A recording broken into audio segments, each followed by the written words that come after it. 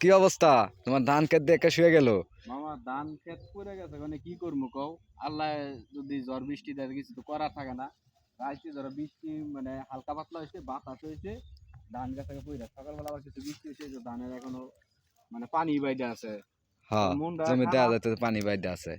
এই পানি, এই নিচা জমি তো পানি বেশি বাইরে কারণে মানে এই ওষুধ, যেই থামানির ওষুধ গুলো দিয়েছিলাম তো ধান না পড়ে, তো এটা কাজ করছে কম, মানে বেশি পানি আছেন হ্যাঁ হ্যাঁ ধানের গোড়াগুলা, মানে যে টুকা মধ্যে পানি আছেন ওই হ্যাঁ, টুকাতেই মানে ভাঙছে আর কি। ভাঙছে। আয় বা তো জঙ্গলে না সাপ টাপ থাকবে, এদিকে আয়, এদিকে আয়, রাস্তা থেকে তো এর লাগে মনটা খারাপ, তবে আল্লাহ যেই আল্লাহ আমার ফসল দিছে হে আল্লাহ আবার দিব। নষ্ট হয়েছে, আবার সেই আল্লাহ আবার ফসল দিব, কি সমস্যা নাই। এবার ধান টান কেমন করছো? কতখানি ধান করছো? ধান করছি মামা বেশি না, 2 বিঘা ক্ষেতের মতন ধান করছি।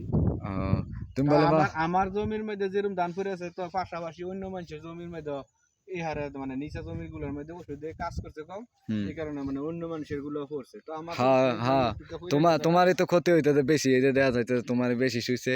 আর এদিক দিয়ে যে লোকে কই কমই তো শুইছে মনে হইতাছে, এই যে দেওয়া দেখতাছি হ্যাঁ কমই তো শুইছে। হ্যাঁ, কিছু জায়গায় জায়গায় পড়ছে, আর কিন্তু আমার মামা, লোক একবার বেশি আমি পড়ছে। তো অনেকদিন পরে গ্রামে আইছি। তুমি বলে ফেসবুকের একটা আইডি চালাও। হ্যাঁ মামা, আমার ফেসবুকের আইডির নাম দিয়েছিল কৃষক আয়নাল, ও, যেহেতু আমি কৃষি আমি তো কাজ করি।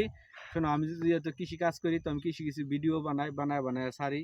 তো মাশাল্লাহ অনেক ওই আমার ভালো